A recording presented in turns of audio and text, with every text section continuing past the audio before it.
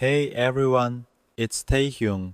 I don't know if I've ever talked about this openly before, but today I just want to be honest with you. I've been thinking a lot lately about love, about the things that happen behind the scenes, and about how easily one word from someone you trust can change everything you thought you knew. Before my wedding, before everything that came after, my manager said something to me that I will never forget. It wasn't loud, it wasn't angry, it was quiet, almost careful, but it hit me like a storm. And I think for a long time, it shaped the way I saw myself, the people I love, and the world I live in. Let me start from the beginning.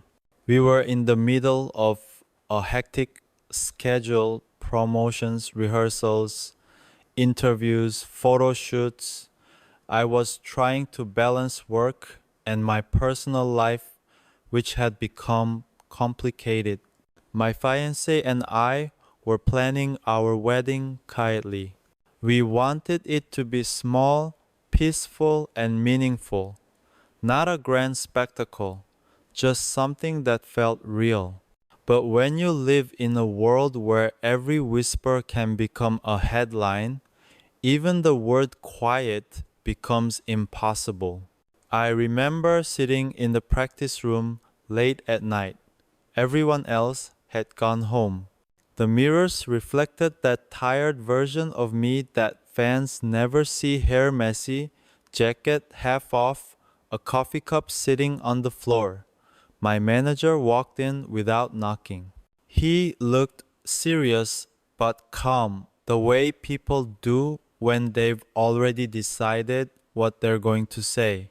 Taehyung, he said, are you sure you want to do this? I smiled, thinking he was joking. What do you mean? He hesitated. The wedding, the timing, the industry isn't kind to idols who settle down early. You know that, right? I didn't respond at first. The air between us felt heavy. I knew he wasn't trying to hurt me. He was protecting something, maybe me, maybe the image that had taken years to build. But in that moment, it didn't feel like protection. It felt like distance. He said, you have to understand, people love the idea of you being available. They love the fantasy. Once that changes, so does everything else. The numbers, the fans, the image. I just don't want you to lose what you've built. There was a long pause. I looked down at the floor, at the scuffed wooden panels that had seen every version of me: the trainee who stayed late to practice, the idol who smiled on stage no matter what, the man who fell in love when he wasn't supposed to. And I said, but what if what I've built doesn't mean anything if I can't live honestly? He sighed. That's not how this world works. That sentence stayed with me. It echoed in my head for weeks. That's not how this world works. Every time I thought about the person I loved, every time I saw her waiting quietly for me after long days, I heard those words again. And I started to wonder, maybe love in this world is different. Maybe you have to hide it, protect it, wrap it in silence until it suffocates. There's a strange kind of loneliness that comes when your heart is full but your life feels like it's owned by everyone else. I would go home, close the door, and sit in the dark.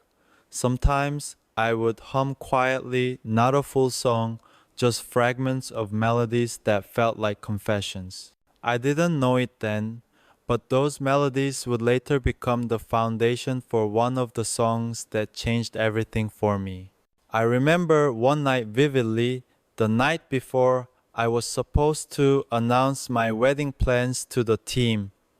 I couldn't sleep. I walked to the piano in my living room and played a single note over and over. My reflection in the black surface looked like someone I didn't fully recognize. I whispered to myself, if being honest cost me everything, then maybe that's the price of peace. I think that was the moment I decided to stop hiding, not just from the world, but from my own fear. When I told my manager the next day that the wedding was happening no matter what, he didn't argue. He just looked at me with eyes that carried both concern and something like pride. He said, then do it your way. Just be ready for what comes. And I nodded, because I was, or at least I thought I was. That was before the headlines, before the rumors, before I realized that love in the spotlight can be the most fragile thing you'll ever have to protect. When the news finally broke, it didn't feel like a celebration. It felt like a storm, one that had been waiting quietly, gathering strength behind the clouds until it was ready to hit. I remember waking up that morning to dozens of messages. My phone screen was flooded with notifications, news articles, trending hashtags, and a mix of love and hate that no one can ever really prepare for. The words Taehyung's wedding flashed across every headline, each one slightly different, but all carrying the same kind of tension fascination wrapped in disbelief. At first, I just stared at the screen. Then I put it face down. The silence in my apartment suddenly felt too loud. I walked to the window, looking out at the city soul at dawn, a place that always feels alive, even when your own heart feels still. Cars were moving, people were rushing, and yet I felt like the world had stopped spinning just for me. I knew it was coming. I had been warned. My manager, my team, even some of the members, they all said, once this goes public, it won't just be about love anymore. It'll be about perception. And they were right. Everything turned into a performance again. Even something as human as love was suddenly a headline, a debate, a question of image and timing. Still, there was one thing that grounded me her. She didn't care about the noise. She didn't read the comments. She just looked at me and said, we'll be okay. We'll go through it together. That moment reminded me of why I loved her in the first place, because she saw me not as Taehyung, the idol, but as Taehyung, the man who still gets nervous when he says something too honest. But even with her strength beside me, the days that followed were hard. There were fans who felt betrayed, who said they had believed in an image, not in me. There were people who called it a publicity stunt, others who said it was reckless. My company tried to control the narrative, but love isn't something you can manage like a schedule.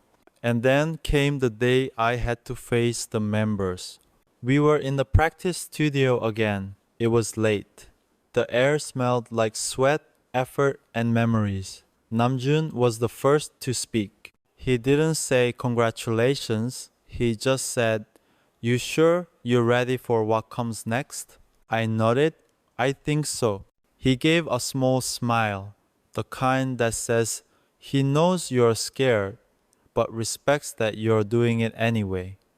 Then make sure you protect what's real, he said. Jin laughed softly, trying to lighten the mood. Our little Taehyung is growing up, but his eyes were soft, a bit misty, like a proud older brother who knows the world won't always be kind. Yoongi leaned back in his chair, arms crossed. The media will twist it. Don't let that make you question the truth. He's always been the calm in chaos, the one who knows how to survive storms without losing himself. Hoseok just hugged me tight, wordless, the kind of hug that says everything you can't put into words. Jimin grinned, but there was a tremble in his voice. You'll be fine, Hyung. Just don't disappear from us, okay? And Taehyung me, I laughed, because that's what I do when emotions get too heavy. I laugh not because it's funny, but because it's the only thing that keeps me from breaking. That night, after everyone left, I stayed behind. I sat on the floor leaning against the mirror. The room smelled faintly of dust and echoes. I looked at my reflection and whispered, "You're getting married." It felt unreal. Not because I doubted it, but because it meant stepping into a version of life I'd only dreamed of, one that wasn't curated, edited, or staged. The next few weeks were a blur. Wedding preparations, meetings, rehearsals, photo shoots, all happening at once. The manager who once told me not to do it was now making sure everything stayed under control. I could see the conflict in his eyes, torn between his job and his heart. A few days before the ceremony, he pulled me aside. "Taehyung," he said, "I owe you an apology." I looked at him, surprised. "I didn't mean to make you doubt your choice. I just wanted to protect you from a world that doesn't forgive easily." I nodded slowly. "You were doing your job, and I understand that. But this time I needed to protect something too. Not my image, but my heart." He smiled faintly. "Then I guess we're both learning." It was the first time we saw each other not as artist and manager, but as two men who were both afraid of losing something they cared about. The night before the wedding, I couldn't sleep again. I sat with my guitar, fingers moving without thought, playing the same quiet melody I had hummed months earlier. This time, though, it didn't sound like pain. It sounded like peace. I thought about how love doesn't need permission. It doesn't follow contracts or headlines. It's quiet, simple, and often misunderstood, but it's real. And as I strummed the last chord, I realized something.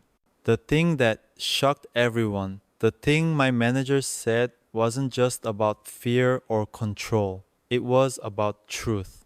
He was right about one thing. This world doesn't always work the way our hearts want it to. But maybe that's why we need to live honestly anyway. Because love, at its core, isn't about being perfect in public. It's about being real in private. That night, as the city lights flickered through my window, I whispered a small promise to myself, not to the cameras, not to the fans, not to the headlines, but to the person I loved, and to the version of me that still believed in something pure. "I'll protect this," I said softly, "even if the world doesn't understand." And for the first time in a long time, I slept peacefully. When the wedding was over, I thought the noise would fade. I thought once the ceremony ended and the lights went down, everything would finally feel quiet again. But I was wrong. The moment I stepped outside that chapel, cameras were already waiting. It wasn't even supposed to be public. We had chosen a small, private place, away from the city, far from the crowd. But somehow, someone had leaked it, and before we even drove home, photos were already online. It was strange. The most sacred day of my life had turned into a public debate. Some people called it beautiful, others said it was betrayal. And suddenly, love, something so human and pure, became a headline written by strangers who had never met me. I tried to ignore it at first. I told myself it would pass. But every time I opened my phone, there it was: new articles, new comments, new interpretations. It wasn't just about the marriage anymore. It was about me as an idol. as an image, as someone who people thought they knew. I saw comments saying things like, he changed, or he's not the Taehyung we fell in love with. Some said, he should have waited, he ruined the fantasy. And for a moment, I wondered, had I really done something wrong just by choosing to be happy? There's a certain weight that comes with fame. People don't always see it, but it's there like invisible chains around your voice, your choices, your heart. You want to be honest, but honesty feels like exposure. You want to protect your love, but protection feels like secrecy. I remember one morning sitting by the window with my coffee, scrolling through headlines. My wife walked up behind me, rested her hand on my shoulder, and said softly, "Stop reading those, Taehyung. They don't know you." I looked up at her and smiled weakly. But sometimes I wonder if they ever really did. She shook her head. You don't owe them your pain. You've already given them your art. That line stayed with me. That day I made a decision. I would keep performing, keep creating, but I would no longer perform my emotions for validation. I would no longer let the world decide when I could love, laugh, or rest. But reality doesn't change overnight. Even when your heart feels at peace, the world doesn't stop talking. There were articles dissecting my every expression. Taehyung looks distant at the airport. Taehyung avoids fan questions. Taehyung seems tired lately. No one asked if I was tired because I hadn't slept, or if I looked distant because I was just trying to process everything. To them, emotion wasn't humanity, it was news. My manager tried to keep things steady. He'd call me before interviews and say, "Remember, be calm. Don't give them more stories to twist." He was right, but sometimes being calm felt like pretending. During one interview, a journalist asked me directly, "How has marriage changed you, Taehyung?" I paused. The room was silent. All the cameras were pointed at me. And I said, "It made me human again." There was a quiet gasp. The interviewer smiled awkwardly, unsure what to say next. But I meant it. Marriage didn't change me as an artist. It reminded me that I was never meant to be just an image. That night, I went home and sat on the couch next to her. The TV was on, muted. My head was resting on her shoulder, and for a few minutes, it felt like the world outside didn't exist. "Was it worth it?" she asked gently. I thought for a long time before answering.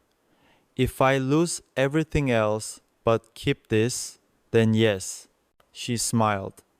"Then let's hold on to this together." But even as she said that, I could feel the storm still swirling outside our little home. The judgment, the noise, the misunderstanding. It didn't scare me anymore, though. Because for the first time I realized something. Peace doesn't mean silence. It means knowing who you are even when the world is loud. And strangely, it was my manager, the same person who once told me not to go through with it, who helped me see that. A few weeks after the wedding, he came by unannounced. We sat in the studio together, surrounded by instruments and unfinished songs. He said, "I've been watching everything, and you know what? I think you did the right thing." I looked at him surprised. "You do?" He nodded. "You proved something I didn't believe in, that love doesn't destroy fame, it just tests it." I smiled. "And do you still think this world doesn't work that way?" He chuckled. "Maybe the world needs to change." That small moment, that quiet acknowledgement meant more to me than any public apology ever could. Because it wasn't about being right, it was about being understood. From that day, things started to shift inside me. I began writing songs differently, not for charts or awards, but for truth. Lyrics stopped being polished, they became personal. I started singing not as V of BTS, but as Kim Taehyung, the man who had seen both the beauty and the price of love. The noise didn't go away, but it began to fade into the background.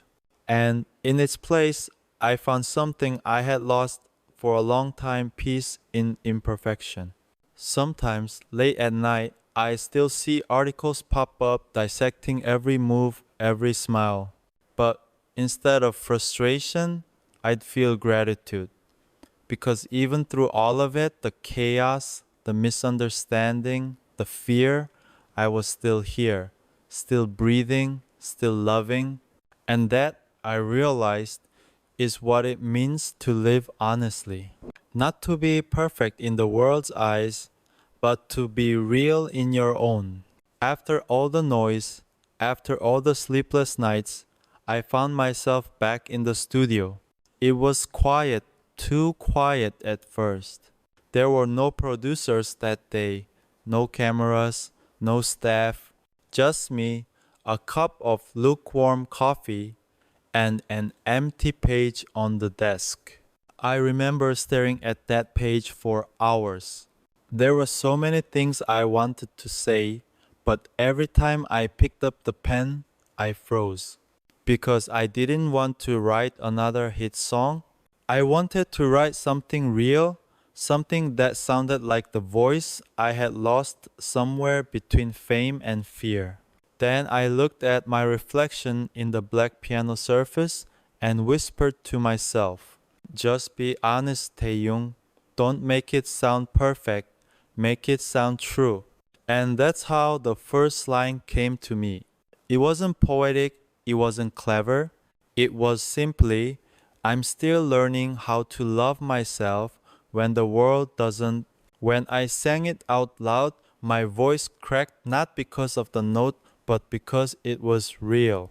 That single line carried months of exhaustion, confusion, and quiet hope.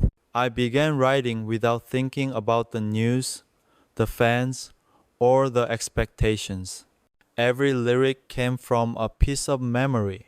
From the moment my wife told me to stop reading comments, from the silence of my mother's kitchen when she hugged me after everything, from the sound of my own footsteps in the hallway after a night of crying alone. It wasn't a sad song, it was an honest one. And in that honesty, I found something I didn't expect: peace. I recorded the demo myself in one take. It wasn't clean, but it was pure. When the last note faded, I just sat there in the dark, letting the echo fill the room. That was the first time in months that I didn't feel like an idol.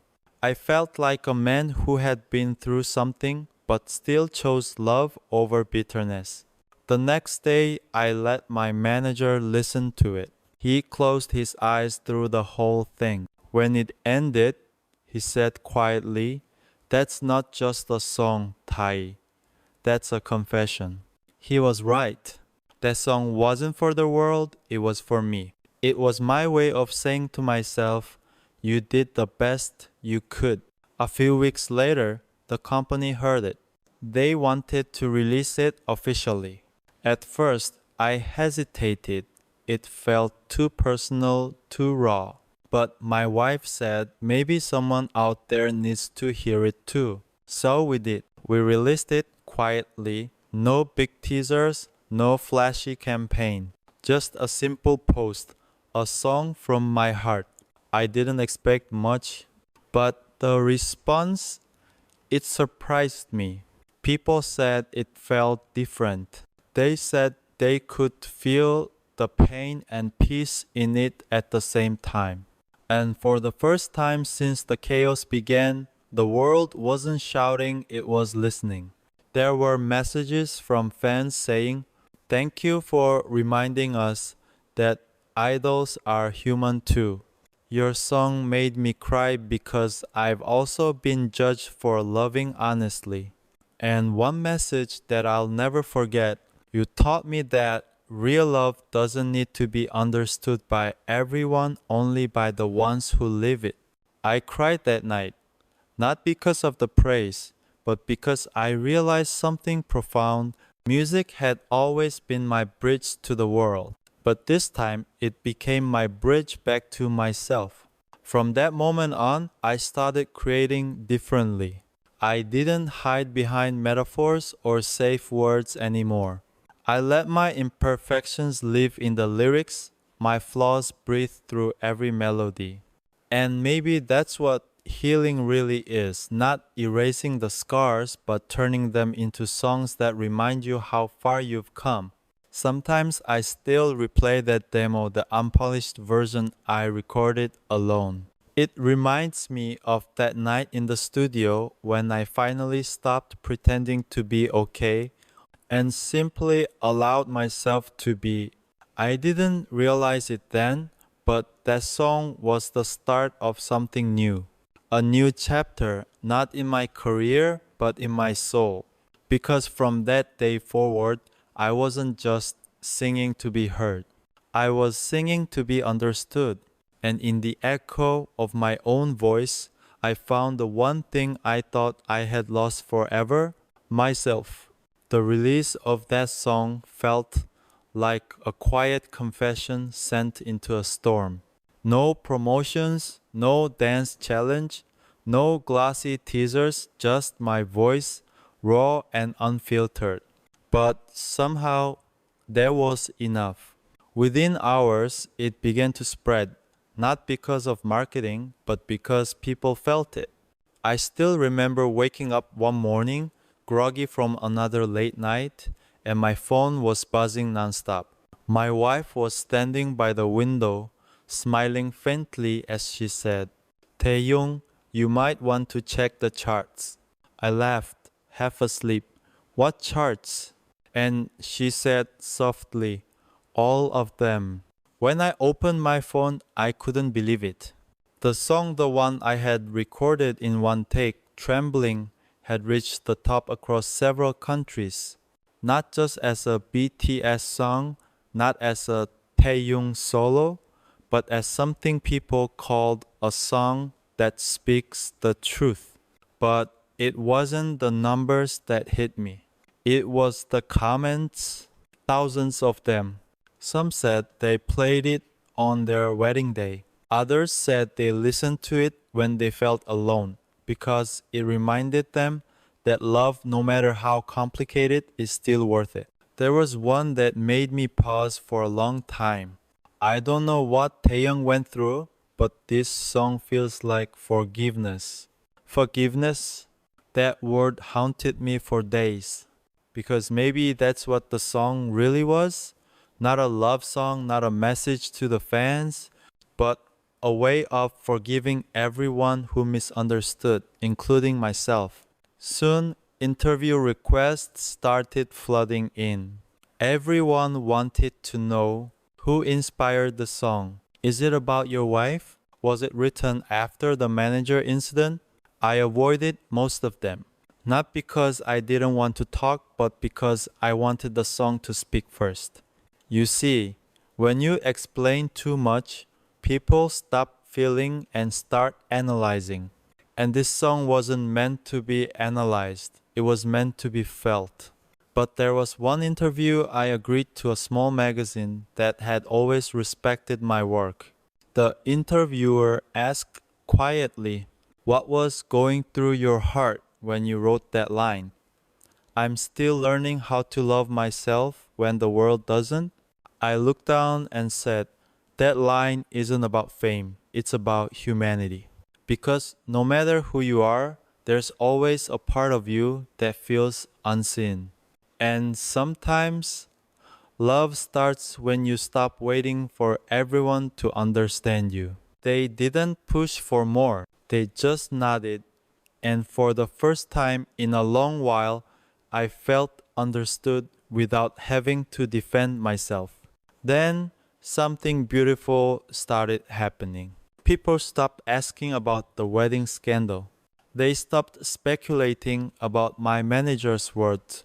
Instead, they started talking about the music. Fan projects began appearing murals, art pieces, piano covers. There was even a letter writing campaign called Love Without Permission, inspired by my lyrics. And when I saw fans holding signs at concerts that read, "You taught us love is worth fighting for," I knew something had changed. The narrative wasn't about controversy anymore.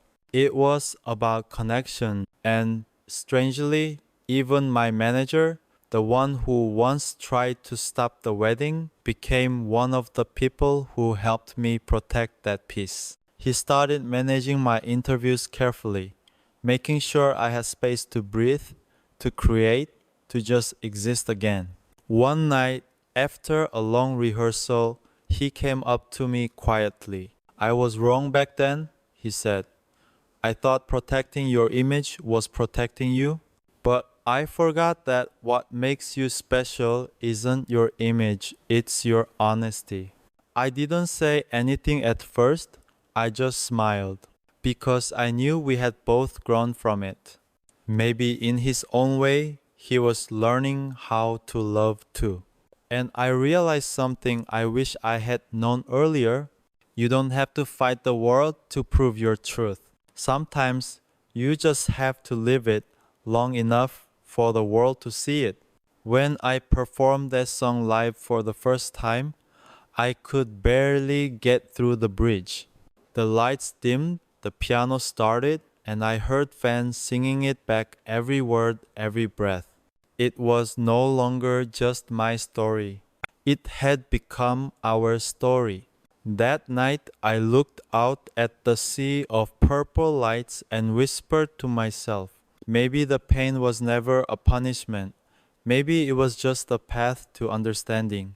And when the final note faded, I bowed deeply, not as Taehyung the idol, but as Taehyung, the man who had learned that love, in its purest form, doesn't need permission, only courage. The night of the final concert of the tour felt different. The air was heavier, but not because of exhaustion. It was full of emotion, almost sacred. I could feel it from the moment I stepped backstage. The crew was quiet. My members were smiling softly, and even my manager, who used to be the strictest man in the room, had his eyes lowered in calm reflection. Before walking out, I stood in front of the mirror and stared at my own reflection. The same face that had once carried so much confusion now looked peaceful. Not perfect, not flawless, but real.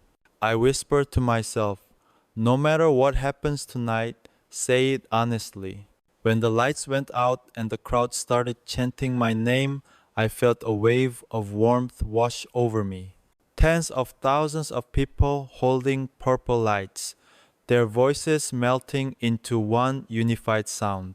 And when the piano intro of the song began, I didn't feel like I was performing. I felt like I was coming home. As I sang the first verse, I looked around at the fans crying, at my members standing at the edge of the stage watching quietly, and at the camera lenses that had once felt like walls. But this time, they weren't walls. They were windows into hearts that were listening, not judging. Halfway through the performance, I couldn't sing anymore. My throat tightened. So I stopped, smiled, and let the crowd sing instead. It was the same line that had changed everything. "I'm still learning how to love myself when the world doesn't." And hearing it echoed back by thousands of voices, it felt like forgiveness multiply endless alive. After the show, I stayed behind when everyone left the stage. The lights dimmed, the crowd was still humming softly, and I knew I couldn't leave without saying what had been sitting in my heart for so long. So I took the mic one more time, and I spoke not as a performer, not as someone giving a speech, but as a person finally speaking his truth. You know, for a long time I thought love was something we had to earn through success, through image, through perfection. But I learned that real love doesn't need to be earned, it needs to be shared. I could see fans crying and my hands were shaking a little, but I continued.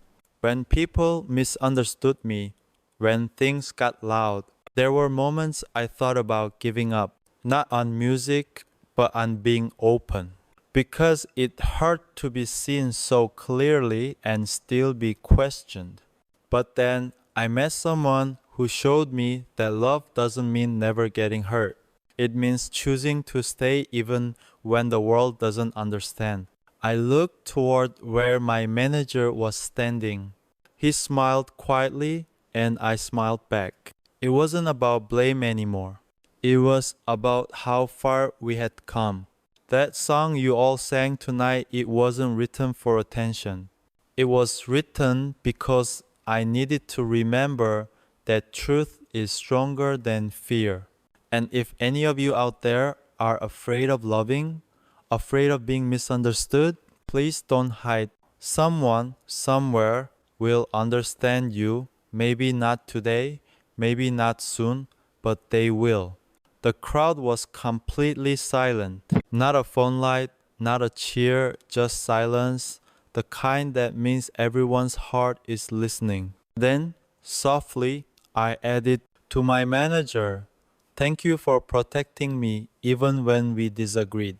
To my wife, who believed in love when it wasn't easy, thank you for teaching me what courage looks like. And to you, my fans, thank you for never giving up on the boy who was still learning to love himself. The crowd erupted into cheers and tears. For a moment, I stood there overwhelmed by everything, the light, the sound, the weight of all those emotions. And then I bowed.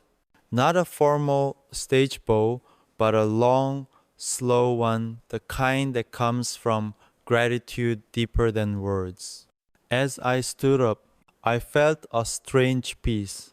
The story that once hurt to remember now felt like a song that had finally reached its final note. Not tragic, not perfect, just honest. After the concert, I went back to the same studio where it all began. The piano was still there. I sat down and played a few notes of the song again softly, almost like a whisper. I recorded one last version, not for release, but just for me. And when I listened back, I smiled. Because this time, I didn't hear the pain. I heard growth. People often ask me now, would you change anything if you could go back? And my answer is always the same. No, because every misunderstanding, every fight, every sleepless night led me here to peace, to understanding, to a love that doesn't need to shout to be real. Maybe that's what love truly is, not the absence of storms, but learning how to sing through them. So, to everyone who stayed, thank you for listening, for believing, and for walking through this story with me. This wasn't just my journey, it was ours. And as long as I can still sing, I'll keep telling stories, not to prove who I am, but to remind you that even when life gets loud, you can always find your own melody again. Because sometimes healing doesn't sound like applause. It sounds like silence, followed by a single voice saying, I understand. And that's enough. When I look back now, I don't see pain anymore. I see growth. Everything that once hurt became a lesson about love, honesty, and courage. I learned that no matter how loud the world gets, the truth always finds its way home. So if you're listening, remember this love doesn't need to be perfect to be real. Sometimes it just needs to be brave. And for everyone who stayed by my side through it all, thank you. You are the reason I still believe in love.